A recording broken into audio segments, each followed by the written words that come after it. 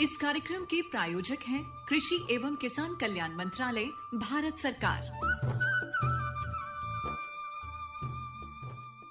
100.1 megahertz पर आप हैं कार्यक्रम किसान की बात में। और किसान की बात में जैसा कि हम किसानों से जुड़ी, उनके आय व्यय से जुड़ी, उत्पादन से जुड़ी, उनकी फसलों से जुड़ी कार्यक्रम संबंधी चीजें लेकर आते हैं, बातें बताते हैं, जानकारियां देते हैं और उनके बीच जाकर उनसे बात करते हैं और उन समस्याओं का निदान लेकर विषय विशेषज्ञ के साथ आपके समक्ष उपस्थित होते हैं। ऐसे ही एक विषय को लेकर उपस्थित है कुसुम और रजत। श्रोता मित्रों, जैसा कि आपको विदित है, सर्दियों का मौसम है, बहुत सारी चुनौतियां साथ लेकर आता है। कई फसलों से जुड़ी उनकी देखभाल, भंडारण और रोपने और बोने से संबंधित बहुत सारी सावधानियां हैं। उनके समक्ष काफी तरह की चुनौतियां होती हैं, बहुत तरह की समस्याएं होती हैं। ऐसी ही समस्याओं में से एक है सब्जियों का समसामयिक कार्य, वो भी शीतकाल में।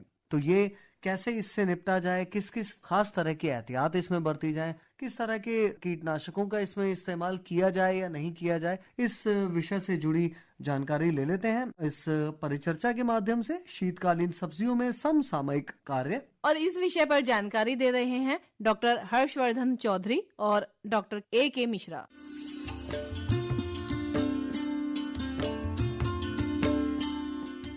किसान की बात कार्यक्रम में आप सभी का स्वागत है। मैं आपके साथ प्रीति हमेशा की तरह, और हमारे साथ आज गोल्ड के स्टूडियो में है डॉक्टर हर्षवर्धन चौधरी और डॉक्टर अनिल कुमार मिश्र। डॉक्टर साहब, बहुत बहुत स्वागत है आपका। सभी श्रोताओं को मेरा नमस्कार। बहुत बहुत धन्यवाद, और किसान भाई बहनों को मेरा नमस्कार।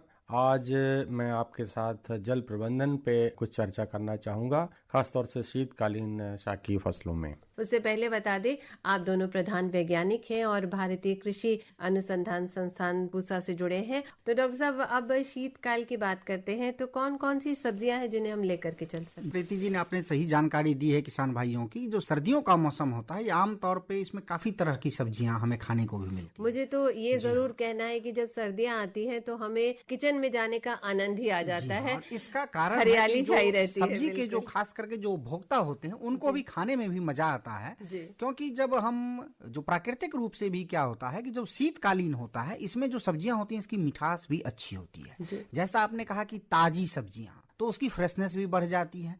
दूसरा, इसमें कीड़े मकोड़े और बीमारियां भी कम लगती हैं। इसलिए शीतकाल में जो हम सब्जी खाते हैं उस पे जो पेस्टिसाइड वगैरह का भी स्प्रे कम होता है। इसीलिए किसान भाइयों को जो सबसे बड़ी फायदे इसमें क्या होते हैं कि इसमें उनको रिसोर्स यानी इनपुट उनको कम खर्च करना होता है, लेकिन उनको मुनाफा अधिक होता है। और खास करके जो हम जब किसान भाइयों के साथ चर्चा करते हैं तो हमारा ध्यान यही होता है कि हम किसान को ऐसी कोई भी जानकारी दें जिससे उनका अगर मुनाफा बढ़ता है। तो ये हमारे जो शो होता है इसका भी मुख्य उद्देश्य यही होता है। जैसे मैं एक चीज बताना चाहूंगा, जैसे किसान भाई मान लीजिए इसमें गाजर लगा रहे हैं। गाजर अभी सभी किसान भाइयों के खेतों में होगी, लेकिन जो ऐसे कुछ किसान भाई होंगे जब गाजर को तोड़ते हैं तो एक बीच में पीला या सफेद सा आपको दिखता है। वहीं गाजर की कुछ हमारी पूसा संस्थान की जो किस्में होती हैं, जैसे पूसा रुधिरा करके जो एक प्रजाति है, जिसको अगर आप तोड़ेंगे तो बिल्कुल लाल दिखेगा। जब किसान भाई वो लेके अगर मार्केट में जाते हैं तो उन्हें बोरी का 100 रुपए एक्स्ट्रा मिलता है। यानी मेहनत उन्होंने भी उतनी ही की, लेकिन सिर्फ एक प्रजाति का चयन उन्होंने अलग किया, जिस कारण उन्हें मुनाफा बाकी किसानों से अधिक होता है। और वो 90 दिन के अंदर किसान भाइयों को करीब 1.5 लाख रुपए से 2 लाख रुपए तक मुनाफा दे सकता है गाजर की फसल। बिल्कुल, और इस गाजर से हम गाजर का हलवा बना सकते हैं। जी हाँ, बिल्कुल, आप गाजर का हलवा बना सकते हैं। दूसरा, जैसे आपने चूंकि हलवे की बात की तो मुझे एक चीज और ध्यान आया। आजकल एक और शिकायत आती है कि साहब गाजर तो है, बिल्कुल देखने में अच्छा है, लेकिन इसमें मिठास नहीं हो रही है। इसलिए मैं किसान भाइयों को कहना चाहूंगा कि अगर वो कोई भी अगर सब्जी लगा रहे हैं, उसमें अगर वो पोटास की मात्रा अगर उचित नहीं डालेंगे तो सब्जियों में मिठास नहीं आएगी।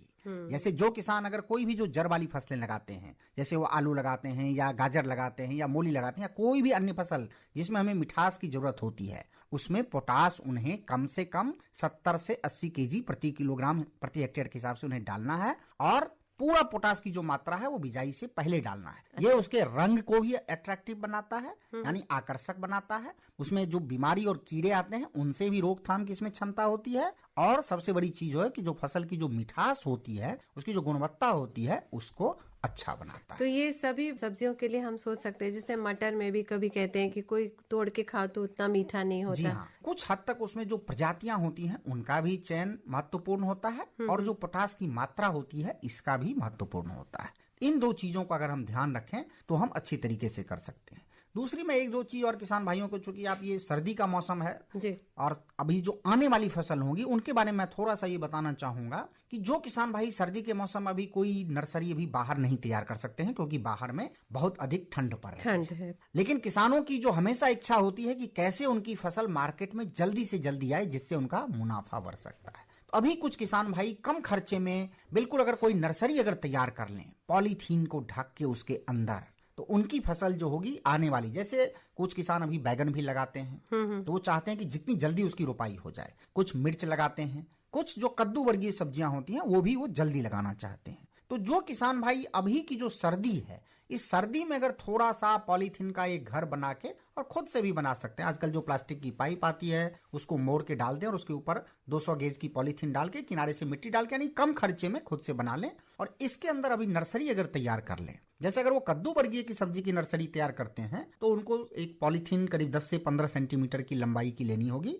और उसमें अगर किसान भाई के पास अगर कोकोपीट वगैरह नहीं है तो अगर बिल्कुल सड़ी हुई गोबर की खाद 2 भाग और 1 भाग जो वहां की मिट्टी है या अगर रेता है वो मिला के उसमें भर लें और हर में एक एक बीज डाल दें। करीब 30 दिन में उनकी नर्सरी इस पॉलीथीन के अंदर तैयार हो जाएगी और उसको वो फरवरी में उसको ट्रांसप्लांट कर सकते हैं। बाकी के किसान भाई जो होंगे वो मार्च के महीने में बिजाई करेंगे। उस समय में जो हमारे अगेती किसान वाले हैं इनकी फसल मार्केट में आ जाएगी और इन्हें मुनाफा अधिक मिलेगा। यही सेम चीज वो चाहें तो जैसे आजकल मार्केट में देखते हैं, जैसे टमाटर है, टमाटर की कीमत जो जून का महीना होता है उसमें सबसे अधिक होता है। तो जो उत्तर भारतीय मैदानी उसमें कुछ किसान फरवरी में या मार्च में लगाते हैं। अगर उन्होंने उसकी भी नर्सरी इसके अंदर तैयार कर ली तो उसको वो लगा सकते हैं। उसी तरह से आजकल बहुत सारे जो किसान भाई हैं, हर समय किसान भाइयों को भी लगता है कैसे हमारा मुनाफा बढ़े। बहुत सारे जो किसान भाई हैं वो लो टनल लगाते हैं, यानी कम ऊंचाई का, यानी 1 मीटर की ऊंचाई पे पूरी फसल जो है उसको वो ढक देते हैं प्लास्टिक से। और इसमें क्या होता है कि जैसे आपने पाले का जिक्र किया था, एक तो उनकी फसल पाले से नहीं खराब होती है, दूसरा जो पाले और जो कोहरा बना होता है इसके कारण बहुत सारी बीमारियां आती हैं। जैसे अगर हम टमाटर की बात करें तो उसमें एक पछेता बीमारी हम कहते हैं या हम अर्ली ब्लाइट कहते हैं, जिसके कारण पूरा झुलसा रोग जैसे आलू में होता है उसी तरह इसमें भी लगता है। उसकी समस्या नहीं होती है और इन किसान भाइयों का टमाटर जो है वो बिल्कुल अर्ली मार्केट में आ जाता है। उसी प्रकार बहुत से किसान भाई जो है वो कद्दू वर्गीय सब्जियां भी इसी लो टनल में लगाते हैं। हमारा मकसद सिर्फ यही होता है किसान भाइयों को बताने का, जिन सभी तकनीकों का उपयोग करके वो जल्दी से जल्दी अपनी फसल को, यानी बेमौसम एक तरीके से उनके लिए होगी, जिसके कारण उनका मुनाफा बढ़ सकता है। और चूंकि जल पे चर्चा करने के लिए डॉक्टर साहब हैं, इसीलिए मैं नहीं कहना चाहता हूँ, वही बताएंगे। लेकिन अगर पाले के लिए अगर बचाना है तो उसमें भी उनको जल का उनको ये करना होगा, जिसके कारण वो पाले से भी जल का उपयोग करके उसको बचा सकते। चलिए तो हम डॉक्टर साहब के पास जाते हैं। और डॉक्टर साहब, जल तो बहुत जरूरी है, बिना जल के तो कुछ हो नहीं सकता। और जैसे डॉक्टर साहब ने कहा है कि पाले से बचाने के लिए, सर्दी से बचाने के लिए हम अपने को भी गर्म कपड़ों में ढकते हैं, वैसे हमें सब्जियों का भी ध्यान प्यार से रखना है और ध्यान से रखना है, क्योंकि नहीं इतनी सी मेहनत होगी तो उसका जो परिणाम है वो अच्छा नहीं मिलता है। मेहनत पूरी होती है लेकिन रिजल्ट नहीं मिल पाता है। जी बिल्कुल। अब हम समझते हैं कि जो शीतकालीन सब्जियां हैं वो लगभग अपने आधे मौसम में पहुंच चुकी हैं, जिनकी बुआई लेट अक्टूबर से या अर्ली नवंबर में हुई होगी। और मैं समझता हूं कि जो सब्जियां उगाने वाले किसान हैं वो ये मान के चलते हैं कि पानी जितनी आवश्यकता है उतनी मात्रा में उपलब्ध है और जैसी क्वालिटी यानी गुणवत्तापूर्ण जो जल है वो जल भी ये मान के चलते हैं कि उपलब्ध है, तभी वो सब्जी वाली फसलें उगाते हैं। वैसे हिंदी में सब्जी वाली फसलों को तरकारी भी कहा जाता है। तर का मतलब हिंदी में तर करके रखना, यानी कि भिगा के रखना। क्या बात। लेकिन क्या है कि ये जो पुराना कंसेप्ट है या पुरानी जो सोच है वो तरकारी को उगाने के लिए थोड़ा आज के जमाने में कम सम्यक है, क्योंकि देखिए धीरे धीरे जल संसाधन कम होते जा रहे हैं जी। और जैसे प्रति व्यक्ति जल की उपलब्धता भी घटती जा रही है और कंपटीशन बढ़ रहा है। खेती का कंपटीशन जो है पेयजल के साथ है और इंडस्ट्रियल यानी कि औद्योगिक क्षेत्रों के साथ है। और अधिकतर अभी तक देखा गया है कि खेती में ही सबसे ज्यादा जल का प्रयोग किया जाता, लगभग 80% शुद्ध जल जो है वो खेती किसानी में ही लगाया जाता है। और सब्जियों में तो जल की मात्रा और ज्यादा होती है। परंतु आज की जो नई तकनीकियां हैं उनका अगर प्रयोग किया जाए तो सब्जियों को भी कम जल प्रयोग करके और सफलतापूर्वक उगाया जा सकता है, इसमें कोई दो राय नहीं है। तो अभी तक जिस तरह के हमने देखा है कि सब्जियों को उगाया जाता है, वो चाहे alternate furrow and ridge system बना के उगाते हैं, जैसे कि आपका टमाटर हुआ, आलू हुआ, यहाँ तक कि बैगन भी हुआ, और कभी कभी ब्रॉड बेस्ड बना करके उस पे जैसे आपकी प्याज हुई रबी में, या लहसुन हुआ, इस प्रकार की फसलें थोड़ी सी चौड़ाई में बेड बना करके, चौड़ी बेड बना के उसमें जो है नालियां बना बना के सिंचाई करने का एक चलन है हमारे यहाँ किसानों का। तो ये जो सारी जो सिंचाई की विधियां हैं इन्हें हम फ्लड इरिगेशन मेथड कहते हैं। ये इस प्रकार से है कि इसकी जो दक्षता है वो बहुत कम होती है, यानी कि ज्यादा पानी का प्रयोग करते हैं, लेकिन हमें ये जानना पड़ेगा कि वो सारा का सारा पानी फसलें इस्तेमाल नहीं करती हैं, उसमें बहुत सारा जो जल है वो नुकसान हो जाता है, लॉस हो जाता है। तो हमें ये देखना है कि ना तो हम ज्यादा पानी प्रयोग करें और ना ही कम पानी प्रयोग करें। देखिए, अगर किसान ज्यादा जल का प्रयोग करेंगे तो एक रूट जोन वाटर लॉगिंग की समस्या हो जाती है, जो बहुत सारी फसलों को खराब कर सकती है। आपको पता नहीं चलेगा और फसल के पत्ते पीले होने लगेंगे। जो किसान ये सोचते हैं कि हमें पानी हमेशा ही देते रहना है, तो इसका जो है एक वैज्ञानिक एक सोच है, वैज्ञानिक तरीका है जिस प्रकार से हम फसलों में जल देना चाहिए। तो कहने का मतलब है कि हमें जड़ क्षेत्र को संतृप्त रखना है, और एक गुणांक आता है जिसको कि हम लोग फील्ड कैपेसिटी गुणांक बोलते हैं। वही है बेसिस कि जब फसलों को आसानी से किसी प्रकार का कोई तन्यता या कोई स्ट्रेस ना हो कि पानी खींचने के लिए उन्हें कोई परेशानी हो, उस मॉइस्चर कंटेंट तक पानी देना चाहिए, ना तो कम और न ही ज्यादा। अनुपात सही होना चाहिए। और जल की मात्रा को अगर हम और संतुलित करना चाहें तो आजकल जो नई विधियां आ गई हैं, उन्नत विधियां आ गई हैं सिंचाई की, उनकी तरफ हम जा सकते हैं। जैसे कि स्प्रिंकलर इरिगेशन सिस्टम जो सारे किसानों को पता है, और ड्रिप इरिगेशन सिस्टम तो आजकल बहुत कॉमन हो रहा है। इसमें भी अब जो ऐसी जगह हैं जहां जल कम है, जैसे महाराष्ट्र वगैरह या कर्नाटक है जहां जल की बहुत ही ज्यादा कमी है, वहां अब ड्रिप सिस्टम से भी आगे जा करके अधोभूमिक यानी कि सब सरफेस ड्रिप इरिगेशन सिस्टम का प्रयोग किया जा रहा है, क्योंकि ऊपर जो जमीन पे हम पानी छोड़ते हैं उसे वाष्पीकरण हो सकता है, उस वाष्पीकरण को भी रोकना है। जैसे कि मल्चिंग वाली जो प्लास्टिक है वो रोक सकती है, बहुत कुछ वो करती है, उसका मॉइस्चर कंजर्वेशन में उसका योगदान है,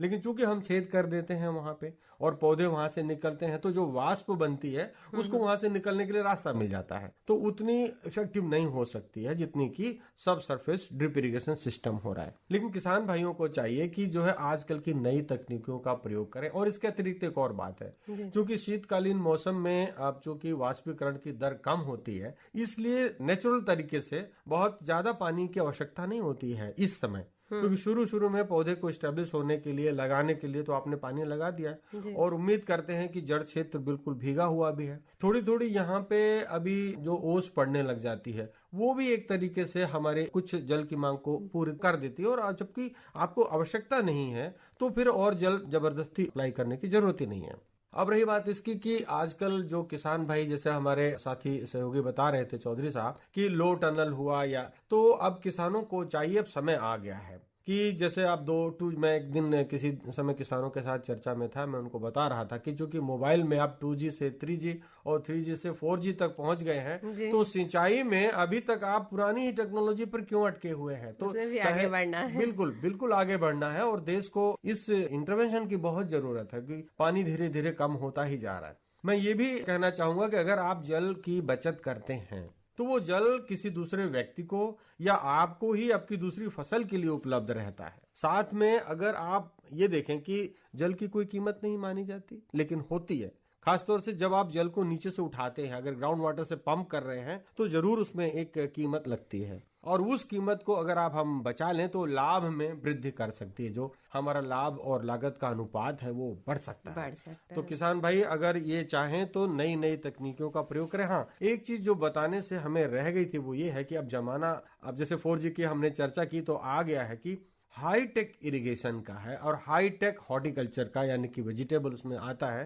तो high tech horticulture with high tech irrigation का एक समय आ गया है, जिसमें आप अपनी ना तो जड़ क्षेत्र का मॉइस्चर उसको भी कंट्रोल करना चाहेंगे और आपके नियंत्रण में रहेगा, इसी प्रकार के वातावरण भी कंट्रोल में रहेगा। अगर बहुत एक्सट्रीम टेम्परेचर या लो हो जाता है तो भी आप कंट्रोल कर लें। और जहां तक शुरुआत आपने पाले से की थी, तो पाले से भी बचत हो जाएगी। और अगर खुले खेत में सब्जियां लगाई हमारे किसान भाइयों ने तो एक जो तकनीकी बताई जाती है वो यह है कि समय समय पर सिंचाई अवश्य करते रहे। जी बिल्कुल, और बहुत विस्तार से डॉक्टर साहब ने बताया। एक चीज मैं बताना चाहूंगा, चूंकि अभी पाले की चर्चा आपने भी की और डॉक्टर साहब ने भी की।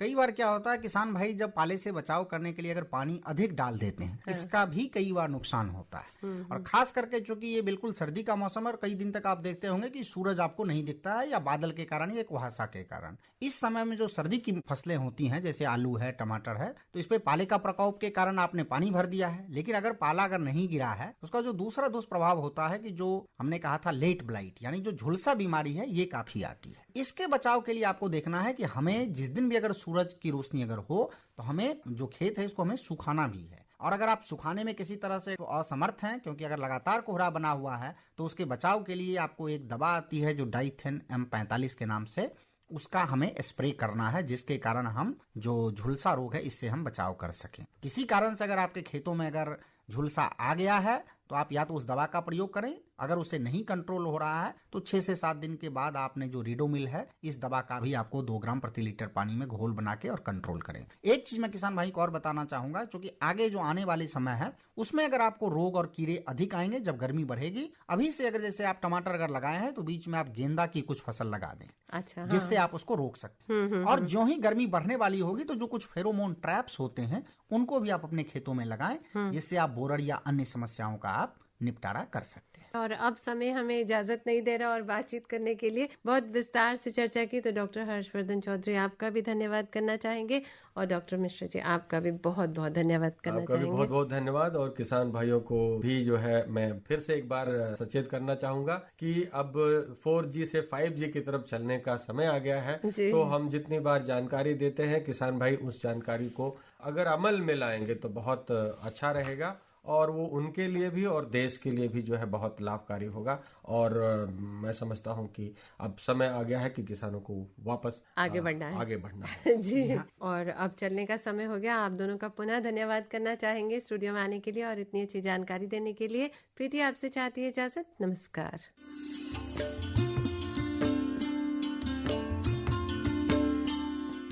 अभी आपने ये परिचर्चा सुनी शीतकालीन सब्जियों में समसामयिक कार्य। हमें उम्मीद है कि ये शीतोपयोगी आपके लिए साबित होगी और समसामयिक कार्यों से जुड़ी विभिन्न गतिविधियों पर आपने प्रकाश डाला होगा और इसके क्रियान्वयन में भी आपको काफी मदद मिलेगी। जी रजत, और कार्यक्रम को थोड़ा सा मनोरंजक बनाते हुए आइए सुनते हैं ये लोकगीत।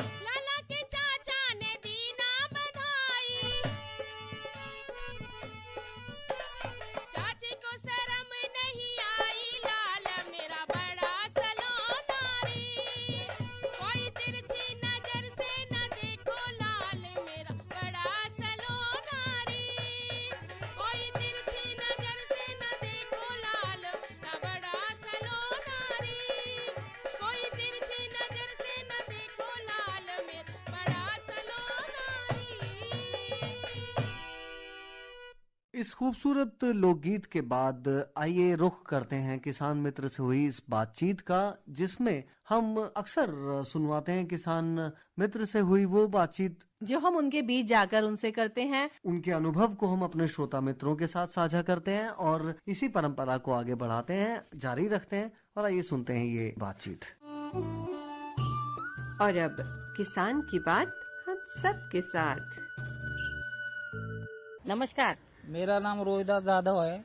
मैं खेती का काम करता हूँ। पहले खेती का काम किया, अभी गार्डन में 27 साल हो रहे मेरे को। अच्छा दामोदर जी, मैं देख रही हूँ कि यहाँ ये इतने बड़े बड़े पेड़ लगे हुए हैं, कहीं आम लगा हुआ है और कुछ पेड़ों के तो हम नाम भी नहीं जानते हैं। तो ये कौन कौन से पेड़ हैं और इनको आपने कितने साल पहले लगाया था? ये जामुन का पेड़ है, एक आम का है, एक नीम का है, बाकी भोकरन बोल के एक नाम का है, एक पीपल का है, और 7-8 इसके नारियल के भी है।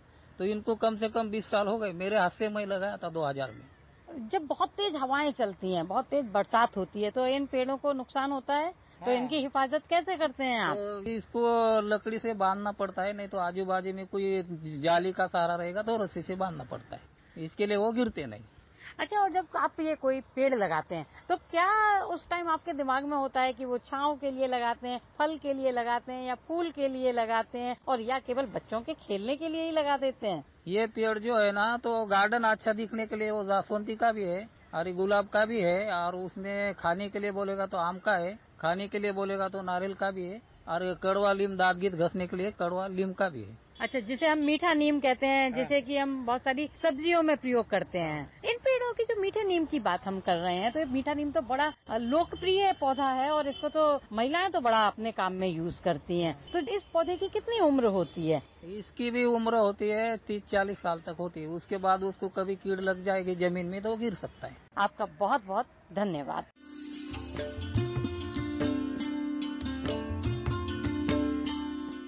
जैसा कि किसान की बात का महत्वपूर्ण अंग है कि हम किसानों को लाभकारी जानकारियों से अवगत कराते हैं और उनको आए दिन नई नई सरकारी नीतियों से अवगत कराते हैं। तो इसी कड़ी में आइए सुनते हैं ये जानकारी।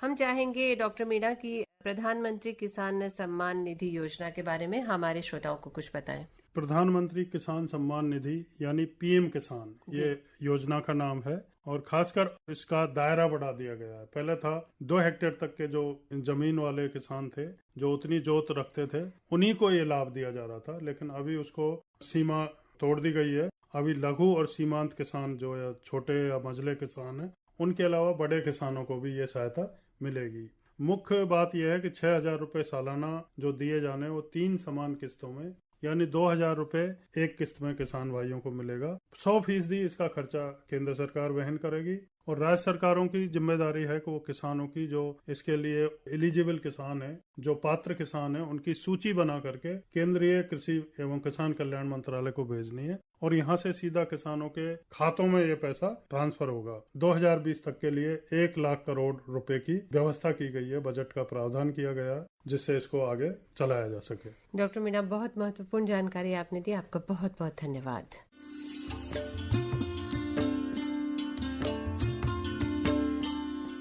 किसान की बात कार्यक्रम में हम बात करते हैं किसान परियोजनाओं के बारे में, किसानों से जुड़ी हर उस जानकारी के बारे में जिससे वो लाभ उठा सके, और इसी कड़ी में एक और कदम होता है मौसम की जानकारी। तो आइए सुनते हैं मौसम का हाल। और अब मौसम की बात किसान के साथ। ग्रामीण कृषि मौसम सेवा कृषि भौतिकी संभाग से प्राप्त सूचना के अनुसार सप्ताह के दौरान कोहरा छाया रहेगा। दिन का अधिकतम तापमान 18 डिग्री सेल्सियस और न्यूनतम तापमान 8 डिग्री सेल्सियस रहने की संभावना है और सापेक्षिक आर्द्रता अधिकतम 100 और न्यूनतम 91% रहने की संभावना है। मौसम को ध्यान में रखते हुए किसानों को सलाह है कि सरसों की फसल में चेपा कीट की निरंतर निगरानी करते रहें। अधिक कीट पाए जाने पर रोगोर या क्यूनल फॉस 2 ml प्रति लीटर पानी में मिलाकर छिड़काव आसमान साफ होने पर करें। चने की फसल में फली छेदक कीट की निगरानी के लिए फिरोमोन प्रपंच 3 से 4 प्रपंच प्रति एकड़ उन खेतों में लगाएं जहां पौधों में 10 से 15% फूल खिल गए हों। तो ये थी आज की मौसम की जानकारी और कृषि परामर्श।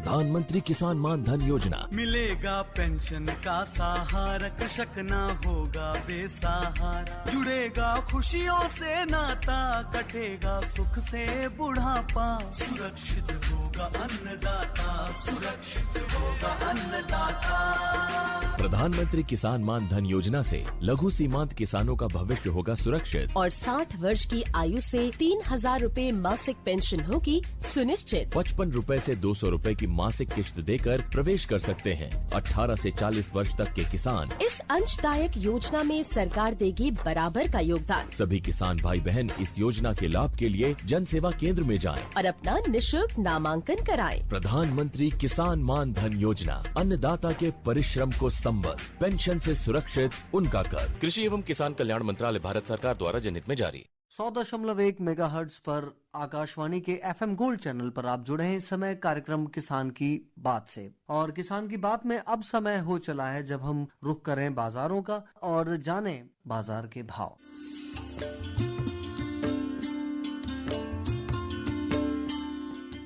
आजादपुर मंडी से प्राप्त आज के बाजार भाव के अनुसार आइए जानते हैं सबसे पहले फलों के भाव। अमरूद 16 से 17 रुपए प्रति किलो, अनार 65 रुपए प्रति किलो, अंगूर 45 रुपए प्रति किलो और बेर 16 रुपए प्रति किलो। और आइए अब जानते हैं सब्जियों के भाव। आलू 22 रुपए प्रति किलो, ब्रोकली 70 रुपए प्रति किलो, चुकंदर 26 रुपए प्रति किलो, गाजर 31 रुपए प्रति किलो, लहसुन 140 रुपए प्रति किलो, मेथी 20 रुपए प्रति किलो और प्याज 75 रुपए प्रति किलो। तो ये थे आज के बाजार भाव।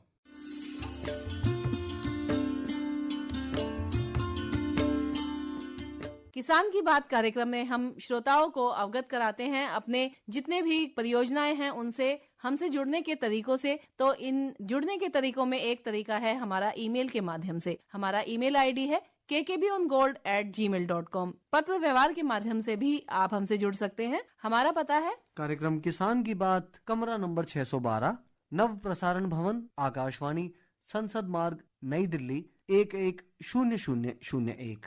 आप हमारा ये कार्यक्रम लाइव स्ट्रीमिंग के माध्यम से भी सुन सकते हैं। और किसी कारणवश अगर आप हमारा कार्यक्रम नहीं सुन पाए हैं तो आप इस कार्यक्रम से अगले दिन भी जुड़ सकते हैं YouTube के माध्यम से। तो कुसुम अब लेते हैं विदा अपने श्रोता मित्रों से, फिर मिलेंगे अगले संस्करण में। दीजिए इजाजत रजत और कुसुम को आज का संस्करण यहीं संपन्न करने की। नमस्कार। इस कार्यक्रम के प्रायोजक थे कृषि एवं किसान कल्याण मंत्रालय, भारत सरकार।